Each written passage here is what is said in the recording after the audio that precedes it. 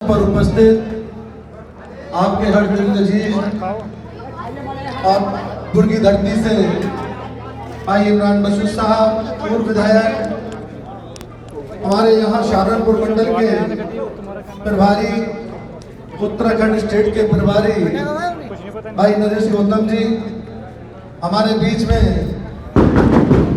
सहारनपुर मंडल के प्रभारी सत्यप्रकाश बाबू जी, सहारनपुर मंडल के प्रभारी चांद सिंह कश्यप जी, सहारनपुर मंडल के प्रभारी प्रेमचंद गौतम जी, सहारनपुर मंडल के सभी जिम्मेदार साथियों के साथ साथ हमारे बीच में बैठे विजय कश्यप जी, जोगिंदर जी, हमारे बीच में जिन्होंने ये प्रोग्राम रखा भाई अनमोल गर्ग जी, हमारे बीच में ये पुराने राकेश मित्तल जी, हमारे बीच में अजब सिंह जी जो चुनाव विधानसभा से चुनाव लड़े, विकास जी, दूसरे विकास जी, हमारे बीच में बैठे चंद्रेश्वर प्रसाद जी, जिला अध्यक्ष सहारनपुर, पुष्पंकर पाल जी, हमारे बीच में जिला अध्यक्ष मुजफ्फरनगर सतीश प्रधान जी, यहाँ से चुनाव लड़े भाई थाना भवन से जहीर मलिक साहब, जिले के जिला अध्यक्ष देवीदास जी, आज भाई के बीच में एक तरफ से नाम लेंगे त्यागी जी, और हमारे बीच में आबाद त्यागी जी हो गए, आप आजाद भाई, हमारे बीच में जमशेद चौधरी साहब, अब जैसे जैसे थोड़ा नाम याद रखते रहेंगे, जाउर रहमान साहब, हमारे बीच में भाई कौशल अली, बीच में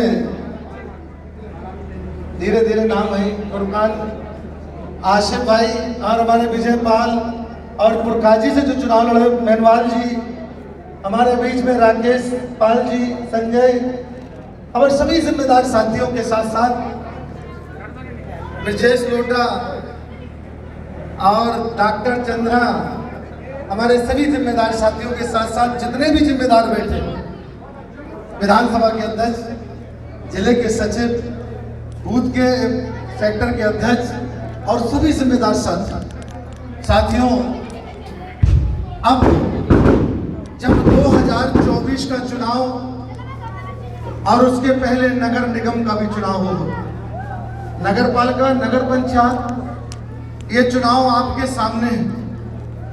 इस चुनाव को क्योंकि मैं ये देख रहा था कि ये चुनाव की डेट घोषित होने थी, ये नगर पालिका, नगर पंचायत का चुनाव तत्काल रूप से होना था, लेकिन आप समझ सकते हैं ये सरकार की साजिश,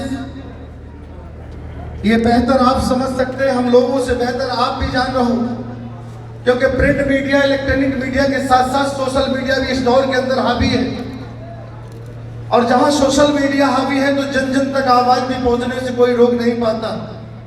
सरकार की रीत और नीत और सरकार की नीयत, इस दोनों पे हम लोग नजर रखते हैं। अब सरकार को भूल जाए कि अगर हम लोग नजर नहीं रखते, आज जरा सा भी अगर गांव का प्रधान भी है तो देश के प्रधानमंत्री की भी कामकाज की नजर रखता है। इसलिए ऐसा कहना, जिस तरीके से इस देश के अंदर और देश के सबसे बड़े प्रदेश के अंदर जो पिछड़ों के साथ अन्याय हुआ है, ये कोई सिर छुपा नहीं है। जो मैं देख रहा हूं, आज भारतीय जनता पार्टी को ये एहसास हो गया है कि अगर हम चुनाव में जाते हैं तो मुंह की खाने पड़ेगी। क्यों मैं गलत कह रहा हूं, सही बताओ आप लोग। ये भारतीय जनता पार्टी को एहसास हो गया है कि अगर हम चुनाव में गए तो मुंह की खाने पड़ेगी, और साथ में लोकसभा का चुनाव है, हमारी दुकान बंद होने की कोई रोक नहीं पाएगा। ये डर के मारे इन लोगों ने चुनाव को यहां स्थगित करने का काम किया है। अरे ये जनहित के कार्य हैं, ये व्यवस्थाएं हैं, ये संस्थाएं हैं, अगर इन संस्थाओं को विकास रूपी को रोका जाएगा तो जनता ये बर्दाश्त नहीं करेगी, ना ही करती थी ना करने वाली है। ये बात को भी हमें याद रखना चाहिए। रही बात है, आज आप देख बहुजन समाज पार्टी की जब जब सरकार रही, आज मैं आपको वो चीज बताने जा रहा हूं, आप हैरत सोचेंगे। जब जब ईवीएम का, अगर जब तक ईवीएम शुरू नहीं हुई थी, अब मेरी बात गौर से समझना, जब तक ईवीएम शुरू नहीं हुई थी बैलेट पेपर पर चुनाव होता था नहीं होता था, और दिन पे दिन बीएसपी आगे बढ़ती। जो मैं गलत कह रहा हूं बताओ आप लोग। जब जब ईवीएम नहीं आया था, जब जब बीएसपी, अरे भाई आप लोग जरा सामने से बताओ तो मेरे लिए, बीएसपी आगे थी। जब ईवीएम नहीं था तो बीएसपी आगे थी, और जब ईवीएम आगे है तो बीएसपी क्यों भाई? ये खेल भी आप लोग समझ रहे, लेकिन ये खेल ज्यादा दिन चलने वाला नहीं है। कोई ना कोई ईमान वाला आएगा, ईमानदार, कोई ना कोई ईमानदार व्यक्ति आएगा, चाहे चुनाव आयोग हो, कोई ना कोई तो ये अपने आप पे ये अपना इतिहास लिख के जाएगा कि ये चुनाव। क्योंकि मैं इसलिए कह रहा हूं कि जहां से ईवीएम शुरू हुई थी, जहां से जापान ने ईवीएम से चुनाव शुरू कराया था, जापान से ईवीएम शुरू हुआ था। जो कंपनी, जो जापानी कंपनी, जिस जापानी चुनाव आयोग ने ईवीएम का सहारा लेके चुनाव कराने का काम किया था, आज उस जापान में बैलेट पेपर से चुनाव हो रहा है और हम लोग उसकी नकल कर रहे हैं कि हम ईवीएम से चुनाव करा रहे हैं। ये भी समझने वाली बात है, लेकिन हम लोग इस बात को समझ रहे हैं और जनता भी समझ रही है। ऐसा नहीं है कि नहीं समझ रहे, लेकिन इस बार जो चुनाव था ना, इन लोग जो चुनाव कराते थे, नगर निगम का चुनाव ईवीएम से और नगर पालिका का चुनाव होता था बैलेट पेपर से। पिछली बार भी जहां जहां बैलेट पेपर में सबसे परचम लहराने का काम बहुजन समाज पार्टी ने पूरे उत्तर प्रदेश में किया। इसलिए आपको समझने की जरूरत है, सोचने की जरूरत है कि आज नहीं तो कल हमें हिम्मत नहीं हारना है, हमें डट के मुकाबला करना है और अपनी हर तरीके से, जिस तरीके से माननीय बहन जी ने इस प्रदेश की सभी विधानसभाओं में सेक्टर के कैडर कैंप लगा दिए। किसके लगाए? सेक्टर के कैडर कैंप। सेक्टर के कैडर कैंप होंगे और उस सेक्टर में कम से कम 150-200 लोग होंगे एक सेक्टर में। एक विधानसभा में 40 सेक्टर होते हैं, 38 सेक्टर होते हैं, 35 सेक्टर होते हैं। 38 और 35 सेक्टर के बीच में जब मीटिंग होगी 200-200 लोगों की, 4,000-5,000 लोगों के बीच में बीएसपी का एक वर्कर वहां पहुंचने का काम करेगा। हम लोग रोड से तैयारी करते हैं, ग्रासरूट से और जमीन से तैयारी करते हैं। अब बहुजन समाज पार्टी की नेता बहन कुमारी मायावती जी का संदेश है कि हमारे जितना भी वर्कर है सब सेक्टर की कैडर कैंप में लगा दो और उसमें सब समाज को देने का कैडर काम करो, जिसमें इन लोगों की रणनीति जो है, ये सोचने का जो चरित्र है, ये चेहरा है, ये भारतीय जनता पार्टी का आमने सामने खुल के रह जाए। अगर आप लोगों ने कैडर कैंप लगा लिए, जिस तरीके से ये लोग लड़ाने का काम करते हैं, भाईचारा बिगाड़ने का काम करते हैं, ये हिंदू और मुसलमान की बात करते हैं, जाति की बात करते हैं, लेकिन बहुजन समाज पार्टी के नेता सर्जन नेताएं सर्जन सुखाई की बात करते हैं। मैं आपसे पूछना चाहता हूं, इस प्रदेश के अंदर जब बहन जी की सरकार बनी, आप बताओ अमन चैन बरकरार रहा कि नहीं रहा? बताओ। जब जब बहन जी की सरकार रही, अमन चैन रहा नहीं रहा? कोई दंगा फसाद हो पाया? कोई जाति संघर्ष हो पाया? किसी समाज के साथ अन्याय अत्याचार हो पाया? क्योंकि कानून का राज था। किसका राज था? कानून का राज था। कानून सबके लिए, जो बाबा साहब ने बनाया हुआ संविधान है, वो सबके लिए बराबर होता है। और जब जब कानून का राज होता है, तब तब लाइन ऑर्डर मेंटेन रहता है। इसलिए बहन जी ने वो सरकार बनाई और बहन जी ने एक सरकार के पहले नारा दिया था, सरकार के पहले नारा दिया था कि जिसकी जितनी संख्या वाली, क्या कहा था बताओ, जरा कस के बताओ, हम तुमसे सुनना चाहते हैं। जिसकी जितनी संख्या वाली उसकी उतनी हिस्सेदारी। जब ये नारा दिया था 2007 के पहले, और क्योंकि बहन जी विकास का नारा या उसका नहीं, बहन जी तो करने में विश्वास करती, बातों में विश्वास नहीं करती, लेकिन बहन जी ने कहा था कि जिसकी जितनी संख्या भारी उसकी उतनी हिस्सेदारी।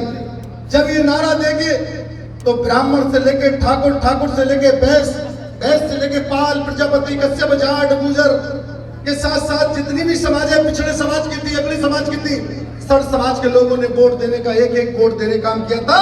2007 में फुल फ्रेश की सरकार बहुजन समाज पार्टी के नेतृत्व में बनी थी। जब सरकार बनी तो लोगों ने सोचा कि अब बहन जी ने वादा तो करा था जिसकी जितनी संख्या भारी उसकी उतनी हिस्सेदारी, अब किस किस को हिस्सा देंगे। बहनों, बहन कुमारी मायावती जी उन्होंने कहा कि मैंने वादा भी करा था तो मैं पूरा भी करूंगी। बहन जी ने अगर मुख्यमंत्री पद की शपथ दी थी तो ब्राह्मण के बेटे को भी शपथ दिलाई थी, बैस के बेटे को भी शपथ दिलाई थी, ठाकुर के बेटे को भी शपथ दिलाई थी, मुस्लिम के बेटे को भी शपथ दिलाई थी, पाल के बेटे को, प्रजापति के बेटे को, कश्यप के बेटे को, साग सैनी मौर्य के बेटे को, और इतना ही नहीं जाट गुर्जर के बेटों को भी शपथ दिलाने का काम कैबिनेट में बहन कुमारी मायावती जी ने किया। जब सर समाज के लोग कहते नहीं है कोई गुलदस्ता एक फूल से नहीं बनता, कोई भी गुलदस्ता एक फूल से नहीं बनता, गुलदस्ते के लिए हर किस्म के फल और फूल होना जरूरी है। इसीलिए ये लोग हम फल और फूल को इकट्ठा करते हैं, ये भारतीय जनता पार्टी और समाजवादी पार्टी के लोग बांटने का काम करते हैं। ये बांट नीति नहीं चलने देंगे। बहुजन समाज पार्टी जब तक है और हमारी बहन कुमारी मायावती जी नेताजी हैं, वो कभी भी बांट के सियासत करना नहीं चाहती हैं, वो मिला के सियासत करना चाहती हैं। इसलिए जब ये चौकन्ना हो गए, इन्होंने सोचा, भाजपा ने सोचा, सपा ने सोचा कि ये तो सर समाज के लोग इकट्ठा हो गए, सर समाज को भागीदारी दे दी। तब इन्होंने षड्यंत्र रचाया था। षड्यंत्र वो रचाया था जब हम लोगों ने नारा दे दिया था कि यूपी हुई हमारी, तो वही क्या कहा था। जब भाजपा ने सोचा कि अभी तो यूपी की बात थी, अब दिल्ली की बात करने लगे, क्योंकि इनके पास सर समाज का वोट है। उत्तर प्रदेश के अंदर यहां से 80 सांसद निकल कर जाते हैं, तो ये यूपी नहीं दिल्ली में भी कब्जा कर लेंगे। ये सोची समझी रणनीति के तहत ये मुजफ्फरनगर दंगा कराया गया था। किसकी सरकार में हुआ था? आप सोच सकते हो, जब जब सपा की सरकार रही है, इतिहास उठा के देख लो, इतिहास, जब जब सपा की सरकार रही, जब जब दंगे और फसाद शुरुआत हुए हैं। उत्तर प्रदेश के अंदर जो भाईचारा अमन चैन था, वो समाजवादी पार्टी ने और भारतीय जनता पार्टी ने मिलकर खत्म करने का काम किया था।